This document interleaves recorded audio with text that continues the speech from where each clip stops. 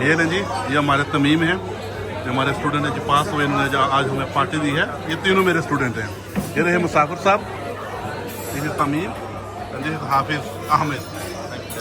ये इन्होंने test pass किया जी तमीम ने, इन्होंने हमें पार्टी दी है कारवान में, लुटन में।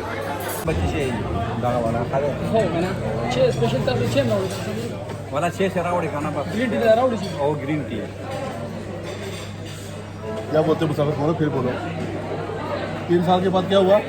3 साल के बाद जो है ना, मैंने ये पहली दफ़ा ये होटल में खाना खाया, क्योंकि बाहर का खाना मुझे अच्छा नहीं लगता ये जैसे होटल से, लेकिन अच्छा है, बाहर का खाना भी गुजारा कर लेता है।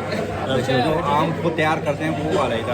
तुम तो खुद शेफ हो, तो ना तुम अपने घर का बना के खाते हो। मुझे घर बना के ना वो फ्रेश हर चीज़ें, टमाटर साफ करके काट के, और हम खुद अपनी तबीयत से पकाते हैं, मसाला भी नहीं डालते सादा। जब खाओ ना तो बूढ़ा इंसान भी जवान हो जाता है। और जो जवान है ना वो एनर्जी से ज़्यादा एनर्जी लेके ज़्यादा फटने पर आ जाता है। बस सलाम।